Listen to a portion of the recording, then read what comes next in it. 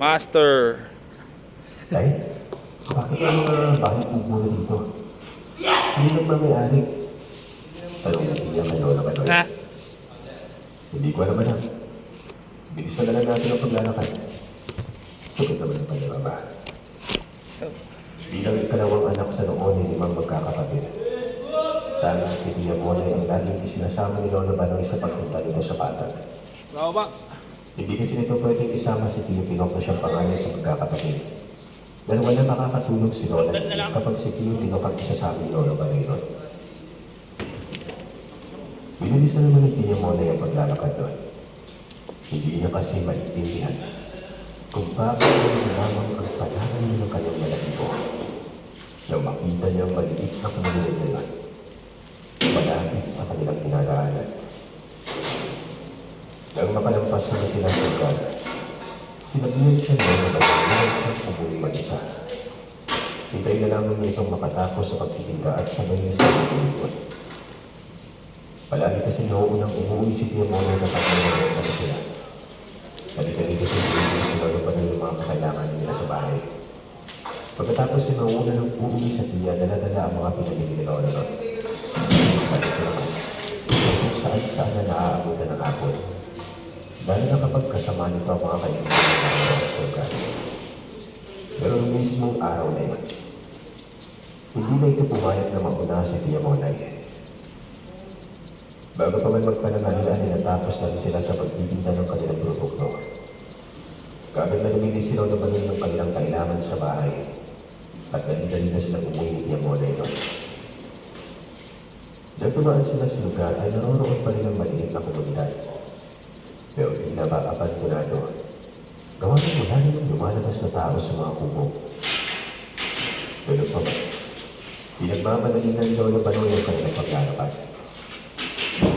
Hanggang sa hindi nila na malayo nakarating na pala sila sa kanilang tahanan. Nagmamadali ng tumakbo si Tia Monay papasok sa kanilang bakuran. Harap tinatawag at nilitong si Lola Manoy. Dali-dali na silang pumasok sa bahay. Pagkalapag ni Lola Manoy ng kalahating sako ng bigas at ng iba pa nilang pinamili, ay kaagad nitong hinanap ang mga kapatid ni Tia Monay. Mabuti na lamang at nasa bahay naman na silang lahat kung kaya't mabilis na isinara ni Lola Manoy ang pintuan at ikinuwento sa kanila ang kanilang nakita sa bigaan. Good day for a day. Monday for a day. Makadalas yan. Mag-head and shoulders every day. Prevent dandruff and itching from coming back. So you're up to 100% dandruff-free every day. Head and shoulders. Nick, bumalik na sila. Uwi ka ni Lola Manoy. Tinanong naman ni Lola kung ano ang bumalik na. Yung kinatataputan natin mga bata palabang tayo. Bumalik na.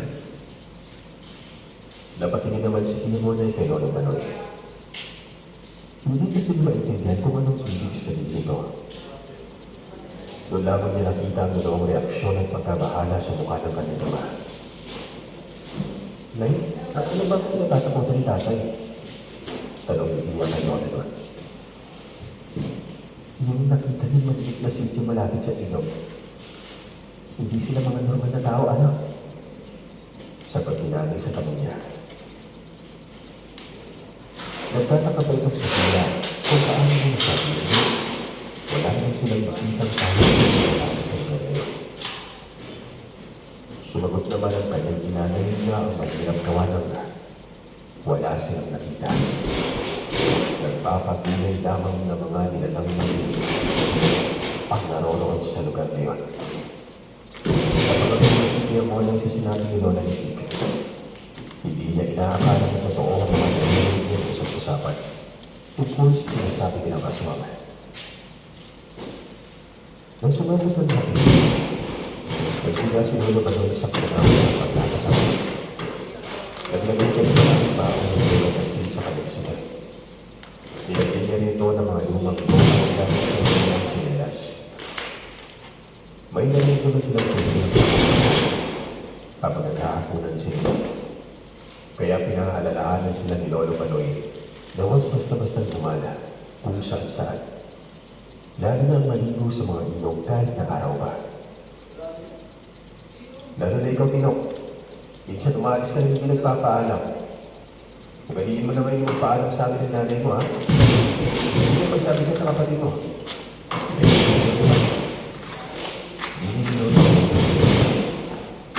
Tumago naman ito sa akin ng kaya ito. Dahil sa pagod ng paglalakad nila mag-ama, dahil na nakatulog si Tino. Nang mag-isip siya kinabukasan ay ng pagkita. Habang nagpapakain siya ng kalabaw ng umaga, may nakapagkwento sa kanya na may buntis na sinalakay o ano ng aswang ng katinyon. Sinundo kasi ito ang kanyang asawa na nakipag-inuman sa bahay ng kaibigan. Pero ayon dito, tinambangan siya ng isang matandang nakabuwagang ng mundo sa daan. Animoy isa itong putol na hayop habang naglalaway na lumalapit sa kanya. Nang sunggaban na siyang tuwayak ng lalabahin niya, ay siya naman pagdating ng kanyang asawa na noon ay pauwi na nun. Kung kaya't kaagad itong sinaglonohan ng kanyang asawa, laloy niya, ay inaatake na ng nilalang. Dali-daling sinaksak ng lalaki ang nilalang gamit ang kawain na may matulis na dulo. Binudot niya ang kawain na ginamit ng mga taong pagabot sa bagong talitin ng puno na Helena. At yun ay ginamit yung panaksak sa nilalang na yun. Nabitawan itong buntis at dali-daling itong lumayo. Habang nasa likod pa rin ito nakabao ng kawain na naman. Yung buntis, nagkaroon ng galos pero maayos naman itong nakauwi sa kanila kasama ang kanyang asawa. Ang hindi lamang alam ng mga tao, kung pinitignan ba ito agad sa albularyo. Naman nila, ayon sa lalaki na asawa ng buntis, ang nakita niya ay isang aso na pinaghinalaan pa nitong asong galang. Mabilis naman lumipas ang araw nila at nagkaya ng dati. Pinaalalahan na naman sila ni Lolo Manoy na walang masamang maniwala sa mga aswang. Dahil siya mismo nung kabataan niya, naka-encuentro na ng ganito. Kaya naniniwala siya sa mga ganitong pinalaman. Kinabukasan, muli siyang nakarinig ng balita na patay niya ang babaeng pinatake ng aswang. Maging ang asawa nito ay hindi alam kung ano ang nangyari sa buntis. Nagising na lamang ito kinabukasan na patay ng kanyang asawa. Wala naman siya nakitang sugat ito at walang dugo na lumabas sa katawan. Pero hindi silang magulang ng buntis ang pabayaan nitong asawa. Ayon sa mga ito, lasing na naman ng lalaki kung kaya't hindi ito nabantayan ng kanyang asawa na nag-inis na rin ng tuluyang pag-ibig-ima ng nilalaman. Dahil sa nangyari, lumapit na si Lolo Manoy sa kaibigan nito magagamot na si Mang Tito. Hihingi sana siya ng pangontra laban sa aswang para kina Pia Monay, Tio Pino, at ang bunso nilang kapatid na si Tio Apon. Dali-dali naman itong binigyan ng pangontrang hapak si Lolo Manoy para sa kanyang buong pamilya. Binigyan din siya ng magagamot ng mga sangkap para ilagay sa kanyang siganon. Hindi alam ni Pia Monay kung ano ang klase ng bagay na yun. Pero ayon dito, para itong asukal na pinatigas. Kinuskos ito ni Lolo Manoy at hinahalo sa kanyang sigat. Dahil sinabihan siya ng albularyo, gawin ko na itong magsiga sa kanyang silong. Dahil na sa parte kung saan sila natutulog. Sinabihan din sila nito hanggang maaari ay magsama-sama na muna sila sa isang tulugan. Siguraduhin din nilang suot-suot nila palagi ang kanilang habak dahil na kapag umaalis sa mga ito. Ugaling nila magbunsa palagi ng pinaghalong asin na tabo. Pangunahing panlaban ito sa mga nilalang ng dilim, lalong-lalo na sa aswang. Kinahapunan, dumating naman ang isa nilang kapitbahay. Nagkwento ito patungkol sa nakita sa pag-ibalsa mo. May sugat naman ang babae. Nasa sinapupunan na bahagi itong sugat na yun. Hindi yun malaki. para lamang yung maliit na butas kung saan maaaring pinugot mula doon ang laman loob ng buntis, kasama na ang sagot na nasa sinapupunan niya. Mario brush can be up to 50% attack behind, which can lead to cavities. Oral-B Ioelectrics brown brush set pipes each 260 even your back molars to remove up to 100% more fat. Switch to Oral-B Ioelectric with Oral-B paste. Say goodbye to cavities.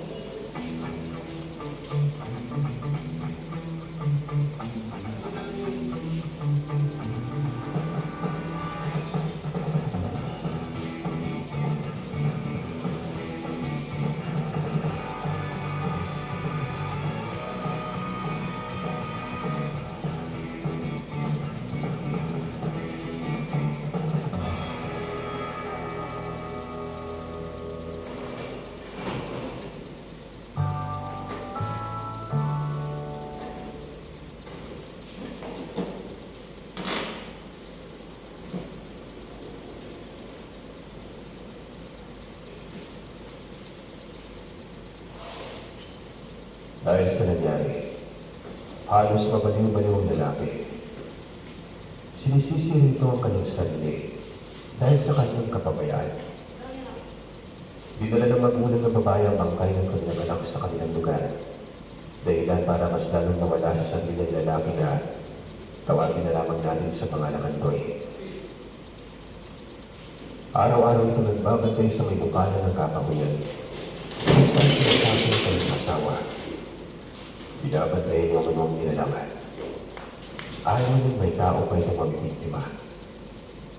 Pero sa ginagawa ni Mang Andoy, ay tila ba kinatatakutan na siya ng mga bata, kasama ni Rod si Lydia Monay. Kapag kasi may makita siya mga bata na pumupunta sa ilog, kung saan ay madadaan nilang kakawian, sinisita sila ng Mang Andoy. At dahil sa tila baliw na ito kung kumilos ay natatapat ang mga bata sa kanya. Mabilis na lumipas sa mga araw, patuloy pa rin si Mang Andoy sa kanyang ginagawa. Madalas din itong pumupunta sa bahay ng kaibigan ni Lolo Baloy na Alverario. Nakikipag-usap ito dito. Pero nagtataka naman sila Lolo Baloy dahil hindi na nila nakikipag-ubungan si Mang Andoy. Dahil bihira na itong maligo na siya pinaayaw nila tuwing nakakasalubong nila ito sa mitaan. At dahil sa wala namang kahit anong sinyalis na ibibigay ang kanilang habak tuwing nakasalubong nila si Mang Andoy, hindi naman sila nababahala. At dahil hindi mapakalit si Lolo Baloy sa naging kapalaran ng Mang Andoy, kung kaya't naisipan niya itong kausapin isang umaga. Doon niya nalaman na sinasadya hindi maligo ni Mang Andoy hanggang sa mapantay niya ang amoy ng mga nilalaman para sa kanyang binabalak. Kung ano man yun, ayaw niyang ipaalam sa mga tao. Kaya hindi na ito pinilit pa ni Lolo Baloy na sabihin sa kanya kung ano man yun. Isang araw, nag-ali sila Lolo Baloy ng kanilang mga kamoting kahoy at kamoting bagi. Sa pagkakataong ito ay kasama nila si Tio Lino at Lola Niki. Si Tio Apat naman ay iniwan nila sa magulang ni Lolo Baloy. Dahil marami silang ibibenta ng araw na yun. Sa kanilang daan papuntang bayan, muli silang dumaan sa maliit na komunidad. Pero sa pagkakataong ito, ay may mga bata na naglalaro sa labas ng mga kubo. Tinignan ito ni Tia Monay. Nakita niya mga bata na tumingin sa kanyang tulisi. Kinilabutan siya na makita niya mga ngipin ito na kakaiba. Iwahiwalay ang mga dilaw na ngipin ng mga ito. Ang isa dito ay naglalaway pa at may bitbit na buto ng karne na siyang nagpatayo sa mga balahibo ni Tia. Nakita niya kasi ang pulang ngipin sa karne at halatang hilaw ito habang ninangata ng batang yan. Napansin siya ni Lolo at Iyunod kung kaya't sinaway siya nito. At doon naman ay hinawakan siya ni Lolo Baloy at pinalakad sa kanilang unahan. Dinaanan lang naman nilang maliit na komunidad ng walang tibok. Maging si Lola Niki ay hindi nagbitiw ng kahit na anumang salita sa kanyang mga nakita. Dahil pinauna ni Lola Baloy si Tia Monay. Biglang umiba ang ekspresyon ng mga bata na nanonood sa kanila. Tila ba naging seryoso ang mga ito? At biglang nagsabi ang pinakamatandang magulang.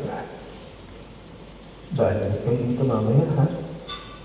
Bigyan niyo kami ng makakain. Habang tumatawa nun. Hindi naman nagpakita ng tapak dito si Lolo Banoy at Lola Nick. Pati si Tinutulog. Si Tia Monay naman ay panay ang limon pero sinaway na ito ni Lolo Banoy.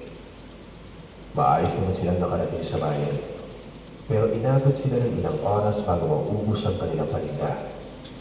Saka pa lamang sila nakapamili ng kanilang kakalinanganin. Napakapamili na. Kagad naman silang naglakad pauwi na ng kanilang daanan. Kailangan pa kasi nilang daanan si Tio Apot sa kanilang bahay. Binilan na ni Lolo Banoy ng kanilang pangangailangan ng dalawang matanda. Sa kanilang pagdaan, muli silang napadaan sa maliit na komunidad. At sa mga panahon yun, dalawang matanda naman ang kanilang nakita sa bakuran. Nakita ng mga ito pero si Tinutulog ay nagtakot ng pinaghalong amo at asin sa kanyang magkabilang bulsa at hinahagis ito sa magkabilang gilid ng kanilang dinadaanan. Na nag-iisang hilot tira ba pagkakaibita ng dalawang matanda niya. Sinusundan sila ng mga ito habang nakasunod ay hindi naman makalapit ang dalawang matanda dahil sa kanilang ginagawang pagsaboy. Hindi katagalan, hindi naman sa pagsunod ng mga ito. Naglumampas na sila sa bahagi niya ng lugar. Halos magtakip-silin na nang makauwi sila sa bahay, kung kaya't nagmamadali ng magsiga si Lola Banoy sa labas.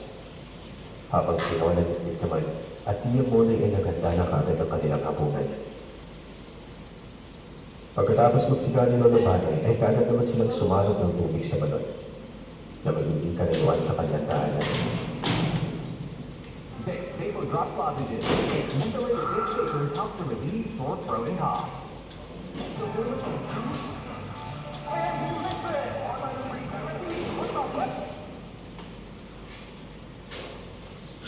Habang papauwi sila galing sa balon, meron silang nalanghap na napakasangsang at kakaibang amoy. Pilit itong kinikilala ni Lolo Banoy dahil iniisip niyang baka amoy ni Mang Andre yun. Hindi kasi nila ito nakasalubong sa daan kanila. Pero wala naman silang nakita kung kaya't nilayaan na lamang nilang amoy na yun. Dumiretso na sila sa paglalakad pauwi hanggang sa maghapunan. Naging maayos naman ang pagsasalo nila sa kanilang napunin ng gabi yun. Pero makalipas ang ilang oras, doon na sila nakaamoy na hindi kaaya-aya. Sinabihan sila ng Lolo Banoy na maghaplas ng langis na ibinigay sa kanilang mga pipo. Dali-dali naman nilang sinunod yun. Ilang sandali pa, narinig naman ni Tia Monay ang huli ng parang isang inang manok. Kung kaya't ginising niya si Lola Nick para tuwing kung may bagong isama silang inang manok nun. Inahilang narinig mo, anak. Huli ng aswang na nagkukunwaring manok na inahin. Sagot ni Lola Nick na siyang ikinatapat ni Tia. Kampante naman sila hindi sila malalapitan ng mga ito. Nakagawin na kasing gawin ni Lolo Banoy ang mga tinuro sa kanilang albularyo para hindi sila mabiktima ng mga nilalang. 2 oras pang nakaraan. Nakarinig sila ng tila papagpupuno. Hindi napigilan ni Lola Nick si Lolo Banoy. Gawa ng kaagad itong lumabas sa bahay. Dala-dala ito ang mahabang tabak na ginagamit niya sa pagkampas ng mga damo sa kanilang sakahan. Nasa mahigit kalahating metro ang haba ng tapas na yun. Napabaliko ang tuloy na ubod ng talim. Ginawa talaga ang tabas na yun para sa mga matataas na talahib. Bilang sandali pa ay narinig nilang may sumigaw ng isang matinis na boses. Sigurado sila Tia Monay na hindi yun ang tinig ni Lolo Banoy o ni Mang Andoy. Boses babae kasi ang narinig nila yun. Gusto mang lumabas ni Itinok ay hindi naman siya pinapayagan ni Lola. May pakiramdam kasi ito na may nilalang na naghihintay na may lumabas kahit na isa lang sa kanila. Ilang sandali pang lumipas, naamoy nilang sangkap na nilalagay ni Lolo Ilong sa paligsigan. Nagtaka naman si Lola kung saan ito naggaling. Nang walang ano-ano, ay narinig nila ang boses ni Lolo Manoy na tila may inaalalayan nito. Hindi na napigilan ni Lola na si Tia Tinok na buksan ang pintuan. Doon ay nakita niya si Lolo Manoy na inaalalayan nito si mga Manoy. Papasok lamang ito sa kanilang bakulan. Habang bitbit naman ni Mang Andoy ang malaking lata ng sardinas na naglalo na ng umuusok na sigat. Kaya napagtanto nila na doon pala nanggagaling ang sampu na kanilang naaamoy nun. Dali-dali silang pinapasok ng Tinok sa bahay. Sugatan si Mang Andoy pero hindi naman ito kalaliman. May mga ganas sa balikat nito.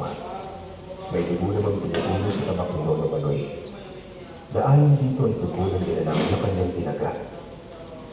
Naabutan itong lalapalin na sana ito si Mang Andoy. Kaagad pa rin pinaluhan ni Lola Nick si Mang Andoy para sa planuhan ito sa paggamot ng sugat na kanyang natamo. Si Lolo Manoy naman, dali-dali nagsiga sa kanilang amuhan para isa lang sa bagang habak na kanyang ginamit sa pagtagaling ni Dalawa. Pero bago isinalang ang tabak, inapusan muna niya ng langis na galing sa albularyo. Si Lola naman, nanonood lamang sa ginagawa ng asawa. Si Tia, hindi na nakapagpigil man. Nagtanong na ito sa ama ko para sa ang ginagawa niya. Parang hindi na bumalik ang sugat ng ginagawa. Tanging matipid na sagot lamang ni Lolo kay Tia. Napatango na lamang si Tia sa sinagot sa kanya ni Lolo Panoy. Si Lola Nick naman matapos itong malinis at magamot ang sugat ni Mang Andoy. Binigyan niya ito ng pagkain. Naghihina na Ginoo. Sigurado siya hindi pa ito nakapaghapunan at hindi nga siya nagkamalinon. Habang kumakain si Mang Andoy ng hapunan niya, ay sinasalang ni Lolo Manoy ang kanyang tabak sa baga. Natanong nito si Mang Andoy kung saan pumunta si Tito. Ilang araw ko na sila hindi nakikita pa eh. Wika nito kay Mang Andoy. Ayon naman kay Mang Andoy, umalis si Mang Tito para pumunta sa ilang kamag-anak nito na nakatira sa ikalawang barangay.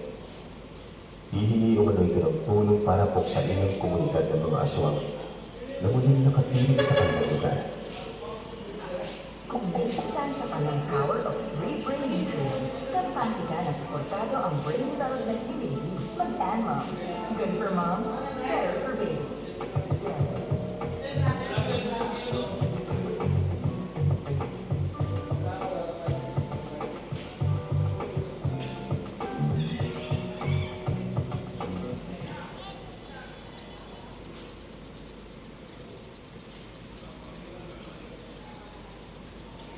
Aminado ang albularyo, kaya hindi nila kakayanin ng mga nilalang at sang-ayon din naman doon si Lolo Manoy.